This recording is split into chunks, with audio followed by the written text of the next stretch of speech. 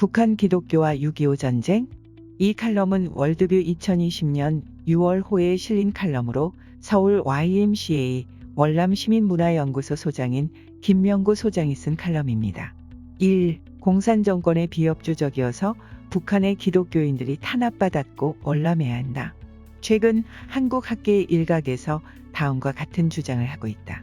첫째, 북한의 기독교인들이 1945년 말까지 정치적으로나 종교적으로 공산주의자들과 비교적 우호적이고 협조적인 관계를 유지했다. 둘째, 해방 직후 북한의 교회는 정치적이었다. 셋째, 1946년 3.1절 기념행사를 계기로 공산정권을 비협조적으로 대했기 때문에 월남해야 할 정도로 탄압받게 되었다. 가출범한 북조선 임시민위원회가 해방 후 처음 맞는 3.1운동 기념행사를 평양 시민대회로 성대하게 치르려 했지만 공산정권에 거듭된 만류에도 불구하고 북한 교회는 독자적으로 기념 예배를 강행했다. 넷째, 북한의 교회가 공산정권의 말을 듣지 않은 것은 신탁 통치안에 반대한 이유도 있지만 무상몰수 무상분배의 토지정책, 곧 교인들이 토지개혁의 피해자였기 때문이다. 교회가 북한 정권의 정책에 협조적이었거나 엄격히 정교분리를 했다면 박해를 피할 수 있다는 논리였다. 그러나 이것은 잘못된 주장이다. 북한 정권은 신앙의 자유를 거듭 보장하고 민족주의를 내세웠지만 그것은 명분이었다. 애초부터 유물론, 이데올로기 아래 기독교회의 존립은 불가능했다. 처음부터 기독교회와 목회자들은 친미파이며 미국의 앞잡이였고 제국주의자들의 정탐꾼이었다. 그리고 민족 반역자로 정해져 있었다. 그것은 북한이 천주교회를 어떻게 처리했는지를 보면 북한 정권의 의도는 분명히 드러난다. 공산정권이 친정부적인 태도를 보이고 정교 분리를 엄격히 지키려 했던 천주교회도 예외 없이 말살했기 때문이다. 개신교에 대해서는 반공적 태도와 친미주의 경향을 문제 삼았고 천주교회에 대해서도 외세라며 시복 대상자 대다수를 살해했다. 2850대의 북한 교회와 수십만의 교인들, 신학교들, 숭실학교 등 수많은 기독교 학교들이 일순에 사라졌다. 천주교회도 예외가 없었다. 자신들의 이데올로기에 반하는 종교를 그냥 두지 않았던 것이다. 한국 천주교는 북한 지역 천주교회의 안녕을 기대했다. 그런 이유에서 미소공동위원회를 위해 서울에 입성한 소련군들을 열렬히 환영했다. 신자들과 학생, 수녀, 신부들에게 환영을 나가라고 지시했고 프랑스 대사관에 투숙 예정인 소련 장군들을 예방하겠다는 요청도 했다. 그런데 1945년 회령 본당 주임 신부 비트마로 파렌코프가 8월 21일 체포되어 소련군에게 죽임을 당했다. 9월 2일에는 만주의 팔로군이 연길교구의 수도원을 접수하며 엥겔레만 첼레르 수사를 사살했다. 다음해 5월에는 유셀바시오 신부가 살해당했다. 팔로군 길동보안사령부는 뿌레일 주교를 비롯해 독일인 신부 19명과 수사 17명과 스위스 수녀 15명을 가두고 강제 노동을 시켰다. 이 과정에서 수감되었던 본 이파시오 신부가 옥사했다. 그런데도 한국 천주교회는 문제로 삼지 않았다. 그때 북한에는 약 5만 명 이상의 천주교인들이 있었다. 교회와 교인들을 보호하려고 했고 최소한 일제시대만큼의 종교적 자유를 기대했던 것이다. 북한 지역의 천주교회가 의도적으로 정교분리를 선포했던 것도 그런 목적이었다. 북한 정권을 자극하지 않으면 교회를 유지할 수는 있을 것이라 기대했던 것이다. 공산정권은 함남의 덕원 수도원이 밀주를 생산했다며 1948년 11월에 독일인 엄광호를 체포했다. 1949년 4월에는 브론비라를 인쇄했다며 독일인 루스 수사를 체포했다. 덕원 수도원과 신학교를 김일성대학 농과대학으로 증발했고 한국인 수사들을 검거했다. 덕원 신학교 학생들도 강제 해산시켰다. 원산 교구장과 신부들도 민족 반역자라고 체포했다.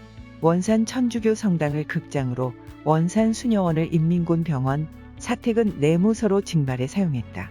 1949년 5월까지 모든 신부를 체포했고 평양으로 압송했다. 이후 북한에는 더 이상 천주교회의 터전이 남아있지 않았다. 이러한 소식은 박해를 피해 월남한 천주교인들에 의해 낱낱이 전해졌다. 그들은 함남덕원에 그치지 않고 원산, 원, 신고산, 영흥, 평양 등 모든 천주교회와 학교들이 몰수당한다는 소식을 전했다. 신부들과 수녀들, 신학생들이 투옥되고 고문을 받다가 죽어가는 과정도 고발했다. 이런 일련의 일들로 인해 1947년부터 한국 가톨릭 교회의 공세적 비판이 시작되었다.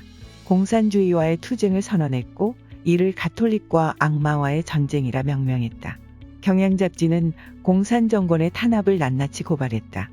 팔로군들이 연길의 교회를 전멸시킨 사건을 비로소 알렸고 재헌 국회의원 선거에서 공산주의 후보에 대항하는 연합전선의 구축도 독려했다. 천주교회가 세계의 공산화를 막는 장벽이여 방파제라는 다짐도 했다. 1950년 4월에는 대한천주교 주교 일동의 이름으로 공산주의야말로 인민의 아편이라는 선언도 했다. 장로교 목사인 김양선에게 천주교의 역사 자료를 제공했고 남산 신궁자리에 기독교 박물관을 개관할 수 있도록 협조했다. 감리교 총회에 참석해 축사를 했고 힘을 합하여 유물 공산주의 투쟁에 앞장설 것을 약속했다. 공산주의 타도의 개신교회와 한 목소리를 낸 것이다. 이 누가 어용의 기독교인가? 6.25 전쟁이 일어난 다음 날 기독교 서회에서 회장 황종률의 주재로 한국기독교교회협의회 회의가 열렸다. 여기에서 대한 기독교 구제회가 조직되었다. 국군을 돕고 피난민을 구호하자는 취지였지만 본능적으로 나라를 구원해야 한다는 의식이 발현된 것이다. 서울을 빠져나온 목회자들은 다시 대전 YMCA에 모였고 여기에서 대한 기독교 구국회로 이름을 바꾸었다. 곧바로 대구로 옮겨야 했지만 대구와 부산 등에 약 30개의 지부를 두는 등 활발하게 활동했다. 대한기독교 구국회는 전세에 따라 국군들과 함께 평양에 입성하기도 했고 1.4 후퇴 시에는 부산까지 내려가면서 군 위문과 선무, 원호 사업을 했다. 회장 한경직 등은 선무 공작대를 조직해 적극적으로 선무와 구호, 방송 활동 등을 했다. 기독인 청년들을 십자군의 이름으로 구국의 사명의식을 품게 해서 전선으로 보내는 역할도 했다. 1951년 3월 이승만 정부는 한경직과 유영기를 유엔으로 파견하기로 했다. 미국 교회의 도움으로 6.25의 실상을 알리고 국제적 동조를 이끌어내려고 했던 것이다. 정치적 요청에 교회가 적극적으로 나선 것은 공산 정권의 나라를 빼앗기지 않기 위해서였다. 공산화가 되면 교회의 존재가 말살된다는 것을 경험한 바 있었기 때문이다. 또한 6.25 전쟁을 영적 전쟁으로 이해했기 때문에 교회의 일과 국가의 일을 분리해야 한다는 생각은 애초부터 없었다. 이러한 한국교회의 활동에 대해 한국 사회의 일각, 특히 민족지상주의를 앞세운 진영에서 한국교회가 정부 권력과 유착을 했고 어용교회로서의 모습을 보였다고 비판을 한다. 여기에서 우리는 어용의 기준이 무엇인지 확인해 보아야 한다. 인민군이 서울로 들어올 때 3.1운동 당시 34민 중 한 사람이었던 김창준이 인민군과 함께 서울에 나타났다. 종교교회 출신으로 한국 근대 교육 역사에 금자탑을 쌓았던 그러나 월북해 문교상에 올랐던 이만규도 들어왔다. 평양신학교 출신으로 1946년 10월에 대구 폭동 주도자 중 한 사람이었던 최문식도 사람들 앞에 나타났다. 김창준은 태평로에 사무실을 내고 이승만 정부가 등장하면서 해체되었던 기독교 민주동맹을 다시 조직했다. 위원장의 직함으로 피난 가지 못한 목사들을 만났고 민주동맹에 들어오기를 강요했다. 경동교회를 다니던 김욱은 사무장이 되었다. 전북 삼례 출신인 그는 김종대에게 인민군 환영 행사에 나서야 한다고 강요했다. 두 사람은 전주성경학교 동창이었다. 한국 장로교회 총무를 맡고 있었던 유호준 등이 신변안전을 요구했으나 이 말에는 어떤 답변을 하지 않았다.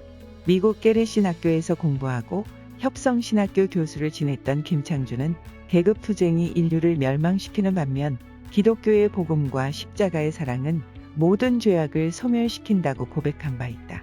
그러나 1947년 1월 일명 민주주의 민족전선에 참여하고 허은 박헌영, 여운형, 김원봉, 김기전과 함께 의장단에 선출된 이후 달라졌다. 자신이 하는 일이 예수의 정신과 기독교적 양심을 실천하는 것이라 했지만 복음의 구속과 은총의 개념이 그에게서 사라졌다. 대구 출신의 최문식도 목사가 갖추어야 할 영적 영역이 지워져 있었다. 숨어있던 목사들을 색출하는데 앞장섰고 강제로 대중 앞에 세워 모욕을 주었다. 김일성 정권을 지지하는 월기대회에 참석하게 하고 남북통일 호소문을 작성하게 했다. 강제로 끌고 다니다가 적극성과 열의가 없다며 구속시키기도 했다. 변절한 목회자들이 강요한 교역자 자술서로 인해 서울에서만 모두 60여 명의 교역자와 교인들이 검속되었다. 자술서는 미처 피난을 가지 못한 목사들을 학살하고 연행, 납북시키는 근거가 되었다. 한국의 대표적인 신학교, 곧 협성신학교와 평양신학교 출신의 목사가 배반의 만행에 앞장섰다. 이들에게 복음이나 구원의 기독교라는 개념은 사라진 상태였다.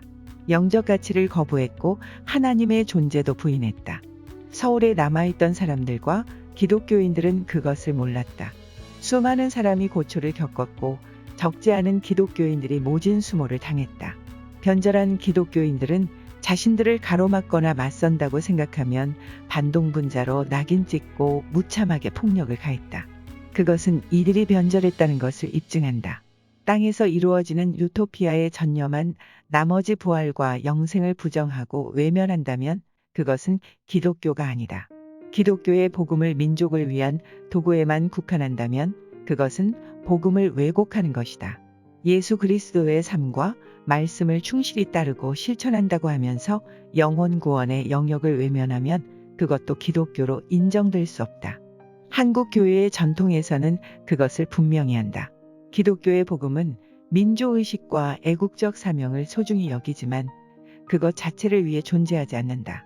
기독교는 하나님과의 단독자 개념에서 출발한다.